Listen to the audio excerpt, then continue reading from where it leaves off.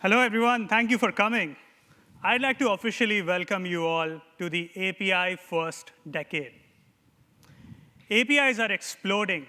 Every piece of software built today either uses an API or is an API. APIs are at the heart of modern software. At Postman, we have seen this very, very closely with just the sheer growth on the Postman platform. Postman users sent more than 4.7 billion requests last year. And just to track the trend of this growth, I'd like to show you how API collections that are created on the Postman platform have been trending. This growth is exponential. Today, there are more than 34 million collections on the Postman platform today, covering a wide array of use cases from documentation, mocks, recipes, security tests, all sorts of things that you can imagine that people would do with APIs. People are doing that on the Postman platform. And this growth is exponential. So at Postman, we believe there are three shifts that have led to the rise of APIs. The first one is in consumer technology, where computing experiences have actually moved from the desktop to mobile devices. A lot of you own multiple mobile devices, and that means developers have to build APIs to deliver consistent experiences across desktop and those devices. And that means creating more and more APIs. The second one is a major shift in the way architects are designing applications. So a decade ago, you would build a monolithic application, put every piece of code in a single repository. But today's architects prefer microservices that allow you more flexibility in deployment or configurability, or just the ability to customize the number of things you could do with microservices is the reason why people prefer that architecture style. And each of those microservices mean more and more APIs. And the third shift is in infrastructure itself, where all of this runs on. So a decade ago, again, people used on-prem infrastructure, but the sheer growth of cloud computing infrastructure that gives developers the ease of use to deploy APIs quickly, whether it's containers or serverless technology, it's just led to a growth of more and more APIs. And APIs are being embraced by every industry vertical and by every company. This is just a sampling of APIs that we have on the Postman API network today. And while you'll see a lot of startups and development tools building APIs, but legacy industries with decades of infrastructure behind them are opening up APIs so you as developers can use their platform to build interesting applications. These companies are digitizing their assets and bringing all of that technology into the new era. We're really, really excited about this. And actually, we've been excited about this from day one. So I'd like to share how Postman came to be and how we have evolved through the years to come to the API first decade. So my first experience with APIs was at Yahoo, where I was working as an intern with my now co-founder and CTO, Ankit. So building a front-end application, and we were consuming a lot of APIs. Now, working with APIs was very painful. Every time there was a change in the APIs, we had to run to our manager's desk, figure out what changed, try to incorporate that change in our code, and that wouldn't work very well, and the build would break, and everybody would be like, who broke the build? It was the intern.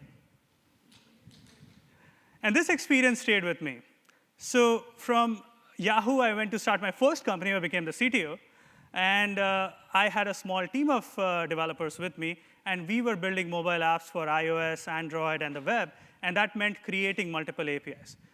Now, while we were a small team, working with APIs and testing APIs was still painful. I'm sure some of you remember all of these curl commands and the configurations around these curl commands, and we had to work with them. The API documentation was kind of non-existent because you're kind of in the space of shipping code. And we'd make a lot of mistakes, and our developers would get stuck.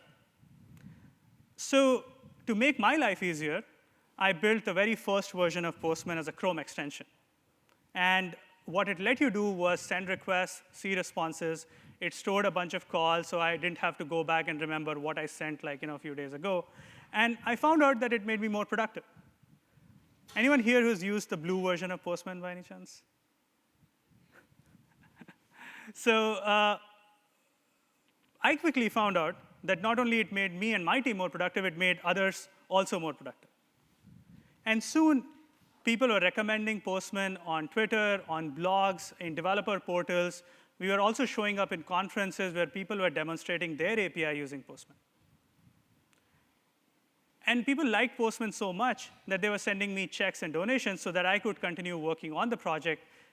And one interesting anecdote there was that the team sent actually a $500 check just so they were feeling guilty about not paying for the product through which they were getting so much value out of.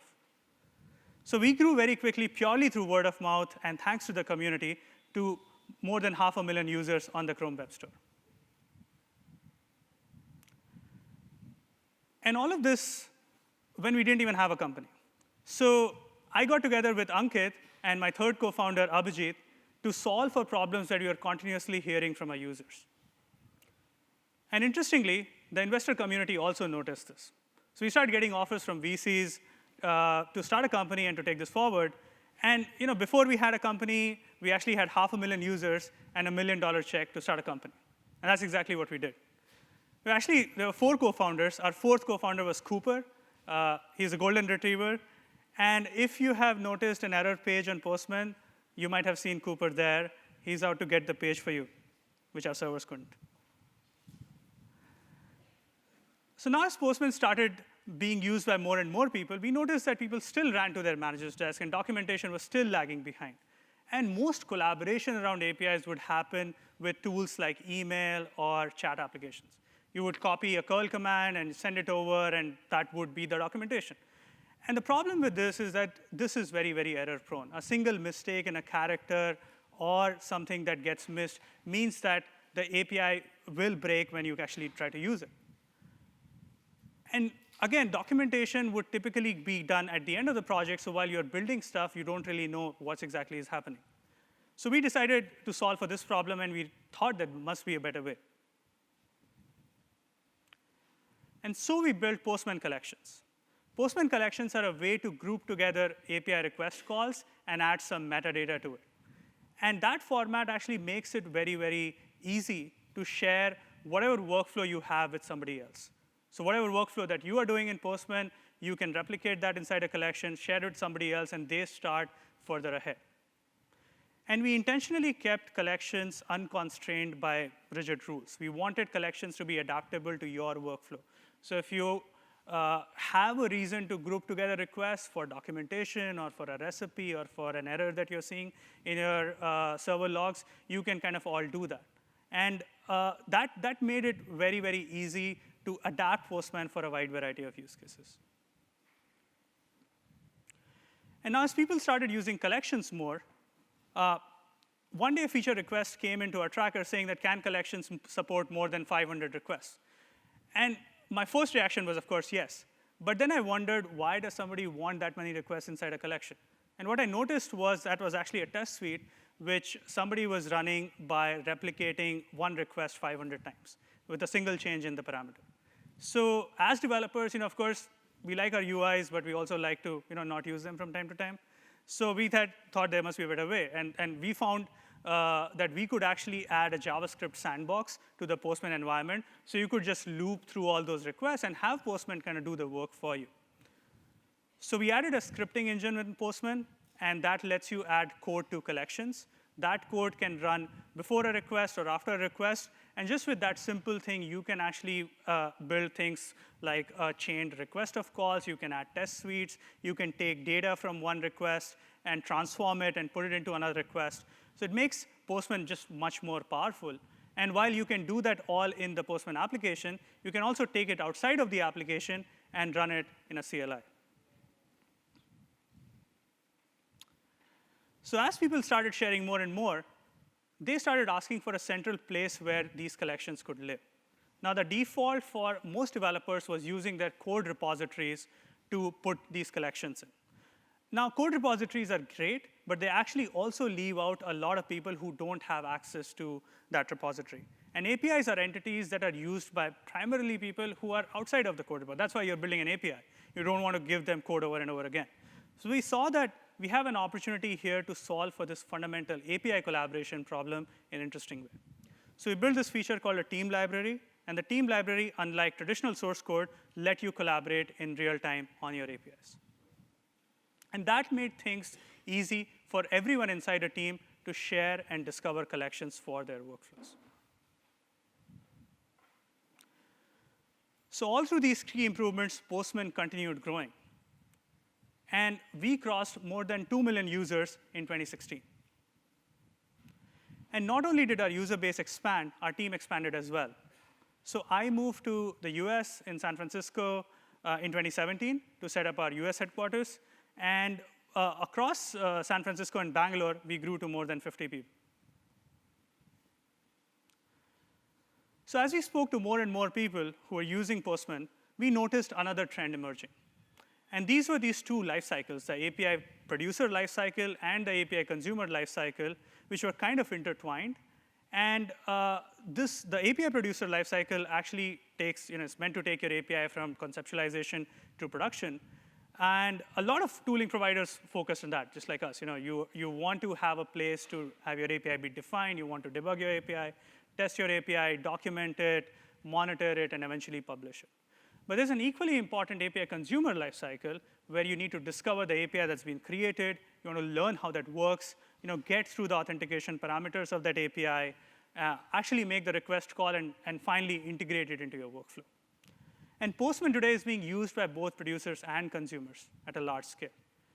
And we started looking at how we can help producers and consumers to work together. So a key realization there was that producers and consumers work together in different configurations. And these configurations depend on the kind of team they're working on or the kind of project you're doing. So you might have a set of backend developers who are just trying to ship an API. But often, if you're building an entire application, you have backend and frontend working together. If you have a testing team, then you have backend, frontend, and testers working together. And outside of the production cycle, you might also have security engineers, technical writers, sales engineers who are all meant to use this API if the API is meant for a business purpose outside the confines of a company. And the way they have to work together can depend, again, on the constraints in which they are inside their company. So to help make all of them work together, we built workspaces. And workspaces were an evolution of the team library concept. Eventually, what we saw was that a single page became too much for every team to look at and manage. And workspaces allow you to now create a shared context in which you want your team to work in. And workspaces are fluid concepts. You don't have to be tied down to a particular configuration. You can move collections across workspaces. You can have the same collection in multiple workspaces. So as your team evolves and changes, while the source of truth for APIs will remain as inside a collection, your workflow and your context can change. And you can create as many workspaces as you like. There's no constraints in that either. So while workspaces help you with internal collaboration, we also noticed that there are hundreds of public APIs that people are creating. And to help developers discover and use these APIs easily, we created the public Postman API network last year. Today, we have more than 500 companies on the public API network today. And the distinction between other ways where people discover APIs versus the API network is that these APIs come directly from the API publisher. They are kept up to date, so you can be sure that if you're using an API, you're getting the latest version of that API.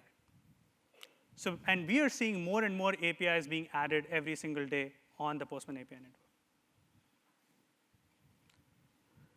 So we have continued growing exponentially since 2016. And I'm excited to announce today a milestone that we could barely imagine when we started the company. We now have more than 10 million users on the Postman platform today.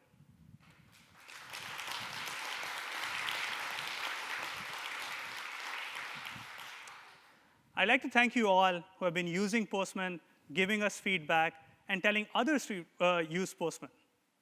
It wouldn't have been possible without you. And this number, this milestone, would make Postman one of the largest community of developers on the planet, and probably the largest API community on the planet. We are committed to building an amazing product so that you can harness the full potential of APIs. And to celebrate this milestone, we have an interesting thing for you today. We'll select one lucky winner in this audience who will get a special Saturn V Lego set. So under your seats, we have this stuck under, and one of you will find a golden ticket. So if you can just look under your seat, you'll find that. We have a winner here.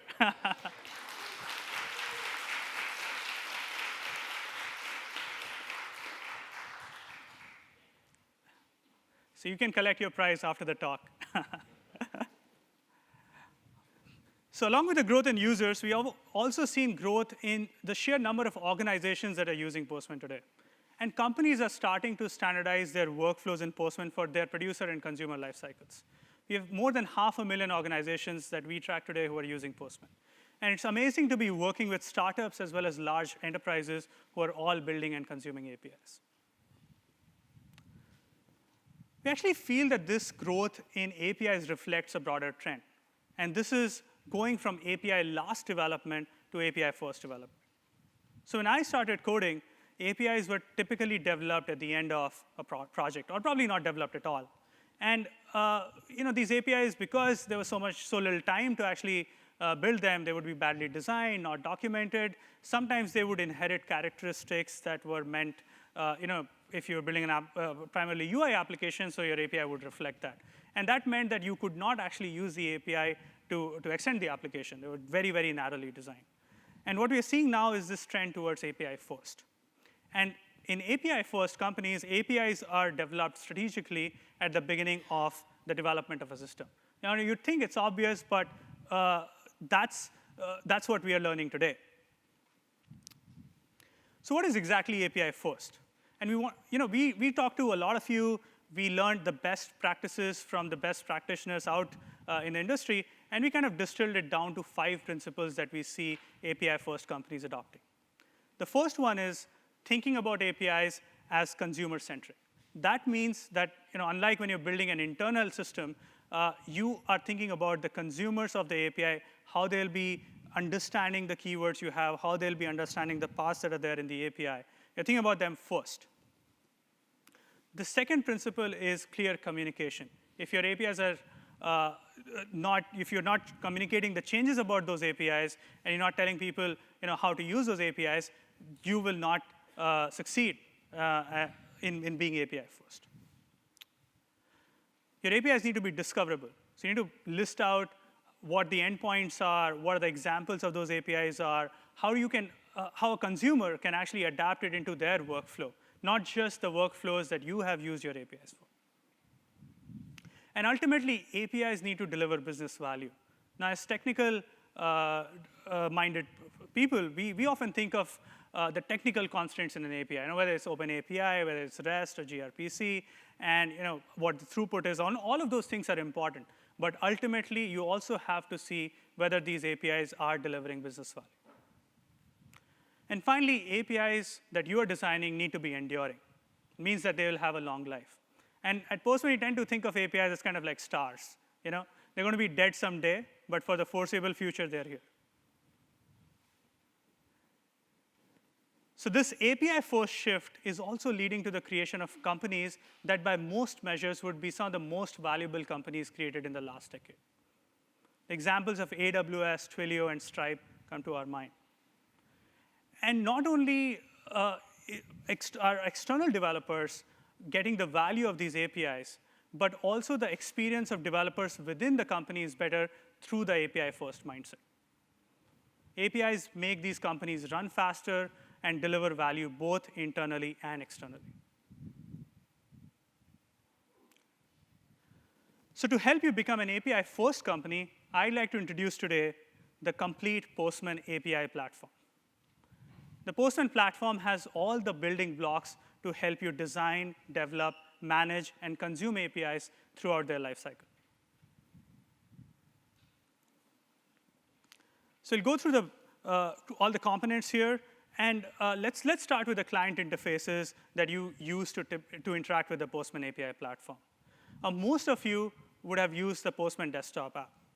But we also have a command line interface called Newman, through which you can take Postman collections and run them with your CI/CD environment or on servers where you want to execute API calls. You can also use the Postman API to extend Postman tooling and integrate it with the other tooling that you have either built in-house or custom tools that you have built for APIs. But we also have out-of-the-box integrations with tools like GitHub, GitLab, PagerDuty to help you immediately connect with things that you're already using.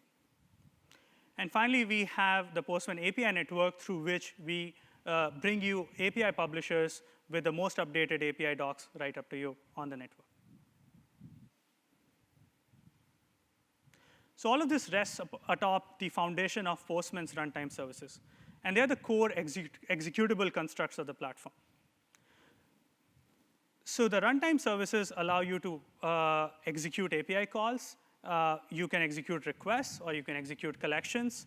You can also use runtime to authorize against the particular authentication systems your API provides, OAuth 2, Basic, Digest, things that are basically common standards. You also can store examples of API calls inside collections. And we also have environments to help you replicate dev, staging, prod environments to mirror kind of where you're deploying APIs. Or sometimes you can also have staging as part of your development process, and you can actually have those variables reflected through Postman environments. On our runtime, we have a set of lifecycle management services. And they help you better manage your entire API lifecycle process. So you can use Postman to monitor your APIs. We do third-party monitoring for you. You can use Postman to mock API calls. So before your API is actually coded, you can create a mock version of the API and use it for better collaboration among back-end and front-end developers. You can write entire test suites in Postman. It's very robust and battle-tested across hundreds of thousands of organizations. And you can run them as part of your CI/CD environment and generate reports to connect to the rest of your workflow around testing. We'll talk about schemas in a bit. Postman now allows you to author schemas right inside Postman or connect with schemas that live in your code repositories. Of course, you might have seen the history feature. We also have beautiful-looking docs available for you. So you don't have to go to any other tool. You just click a button, and you'll have beautiful, shareable web-based docs, either for internal consumption or for public consumption. And finally, using collections, you can actually orchestrate together your infrastructure. If you are setting up your staging environment or production environments, most cloud providers have well-designed APIs, and you can use Postman to do all of those workflows too. Now, you can always use Postman in isolation as a single user, but we also have very powerful collaboration services for you. So the journey here on collaboration begins with workspaces. Workspaces are a context in which you can work together with your team on it. You can invite users to it. You can set up how your team is going to be structured. You can also leave comments for other people to see where things are. And we also have powerful inbuilt version control capabilities. Postman automatically versions everything for you, so you don't have to explicitly version something. We'll do that for collections. We also have explicit versioning for versioning and tagging for all entities. So you can always connect it to your source control systems, but for anything related to APIs, Postman will have inbuilt version control for you. And the last layer of these services is for our enterprise customers who need more secure and robust services. So these are things like role-based access control, audit logs, or you want to have Postman connect with your single sign-on system. And you also can get dedicated IP addresses for our monitoring service to make sure that our servers can reach your APIs in a secure way. So there you have it, the Postman API platform, which is fundamentally designed to help you be an API-first organization. And we're not done yet. We have kept pushing Postman forward, and we are scaling and innovating faster than ever. Just last year, we closed more than 500 feature requests on our tracker, and we closed more than 1,200 bugs. And this covers the gamut of every single thing that we just talked about. We added more code generators. We added support for client certificates. We improved the API key provisioning for the Postman API. Lots of things that we're shipping. We ship new things every month, and we factor in most of your feedback on progressive releases. And one of the biggest feature releases for us last year was the API Builder. So this has been in beta for a while, but today we are announcing that it's going to go in GA. The API Builder will help you manage the entire design, develop, testing, and observation of your APIs from start to finish. And all of this can be done with the way you build APIs. We are the only platform today that supports all three major ways of designing web APIs: OpenAPI, RAML, and GraphQL. So the API Builder has been in beta for a while because we wanted to complete two key features that connect this with the rest of your software development workflow. And I'd like to bring Postman's chief evangelist, Ken Lane, on stage to demo them. Ken, take it from here.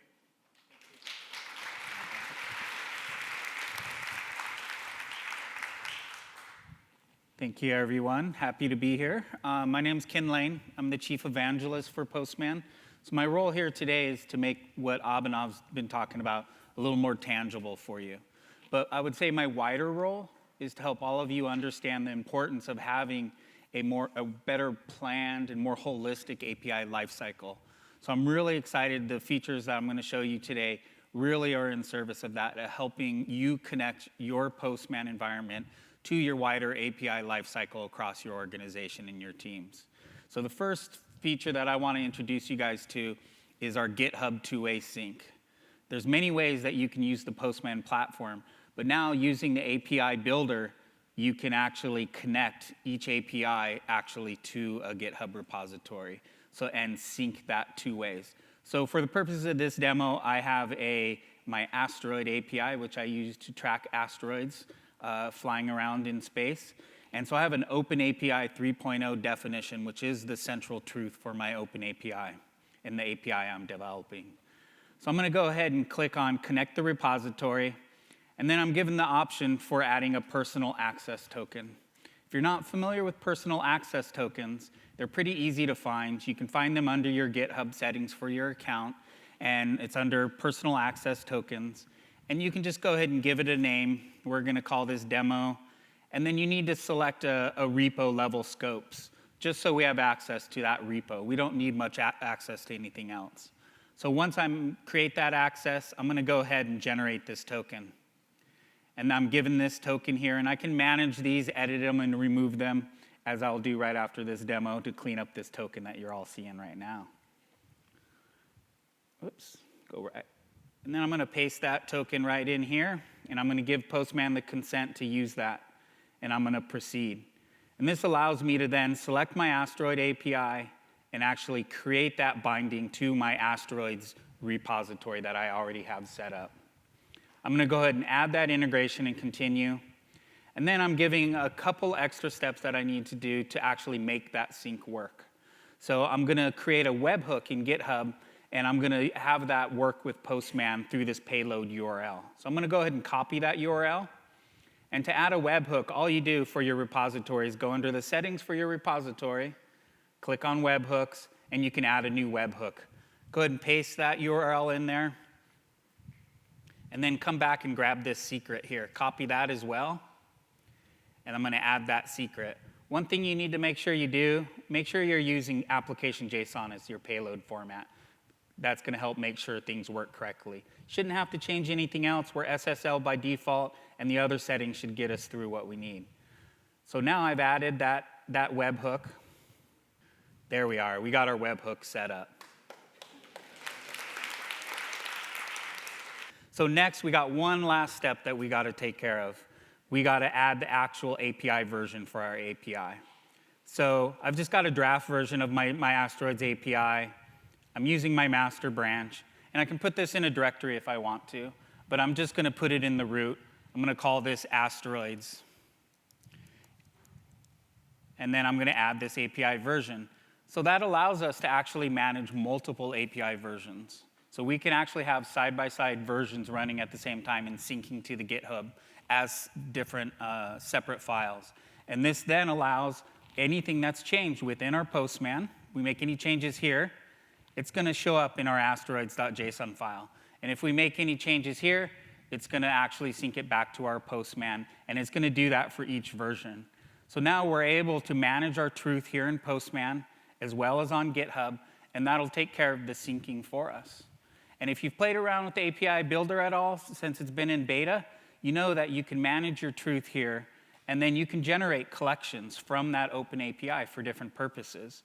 We can generate collections for documentation and tests, and we can organize them all under our Develop tab, allowing us to manage those collections and different versions of those collections that drive our mock servers, that drive our documentation, and then allow us to drive our tests. So I'm going to introduce you to another feature that we've recently added that then allows you to actually, as you're developing those APIs, to validate against those collections that you've generated and are using throughout the API lifecycle. So I can go ahead and click to validate. It's found some issues, and I can click to view those issues. It's going to take us to the web version of the app, and it's going to walk us through all those fixes that we need to make and help us keep our central truth, which is OpenAPI, in sync with the collections that we're using. So that when we use those collections to drive the mocks across teams, drive that documentation, and run our tests, either manually or as part of Newman, it allows us to make sure that that central truth of our OpenAPI is in sync with all those collections, and it lets us know for each of those. So we may have one collection that we're using for our mocks, for our docs, and for our tests, but we may have many collections driving those. It's up to you to decide how complicated or how robust you want to make your testing and your documentation.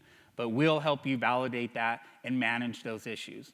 And then all of this trickles down to the individual request level, is I'm actually able to actually ensure that when I run an actual API request, you'll see it tells me that I have 2 issues with this request.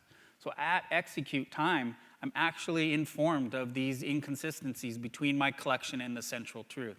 And because we're syncing that with GitHub, that actually does that across teams, across our organization, helping us keep things in sync and keeping things up to date. So when I'm tracking my asteroids and I want to actually get at the different requests, I'm actually able to understand what's happening and see in real time, and I can actually visualize those responses as well as see the raw JSON for those responses using the new visualizer that's part of Postman. But I'm going to go ahead and pause there, and I'm going to let Abhinav come back on stage and introduce you to all those new cool features that we're adding here in 2020.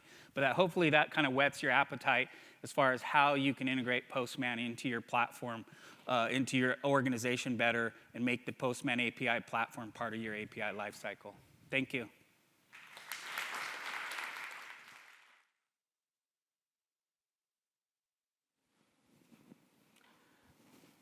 Thank you, Ken. So I'd like to share a little bit about the philosophy behind the way we built this feature. So first of all, this feature is hitting GA now for all of you, and you can use it whether you're a free user or a paid customer. So the way we actually build all features in Postman is kind of by having like this developer-first mentality. So what that means is, while we want to give technical architects control over what API governance is going to look like, we also don't want to impede any workflow that you are doing already. So while you can connect your schema and we'll do the validation in the backend, we also want to make sure that you get the most up-to-date information without blocking your workflow.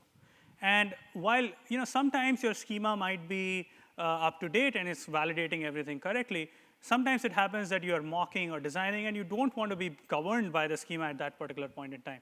And you can still do that with Postman.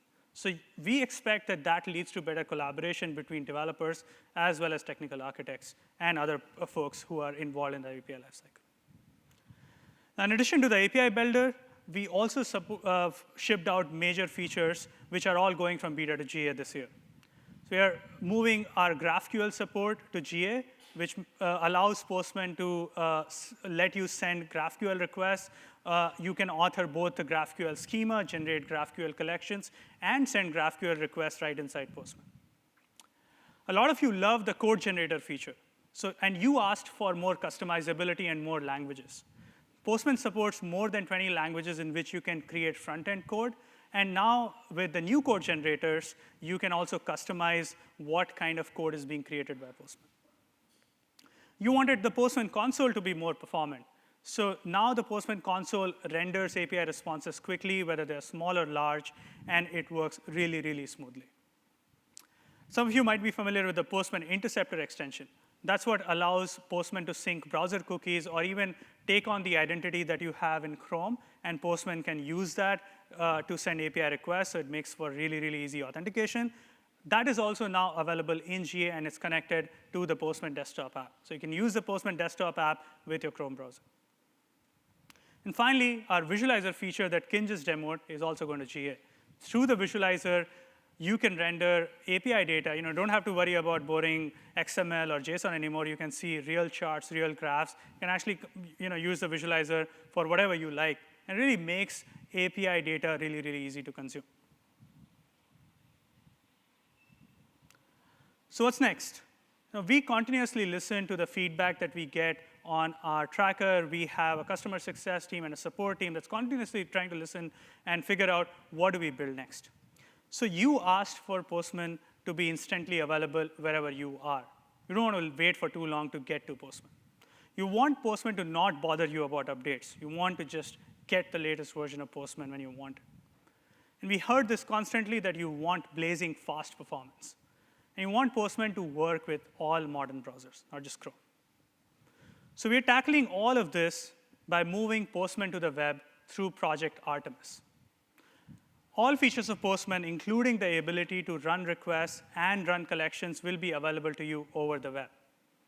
And not only will you be able to execute your workflows in Postman, every entity, mocks, monitors, docs, all of your workflow entities will be available through easily shareable URLs that you can get to really quickly onboard everyone in your team. We're really, really excited about this.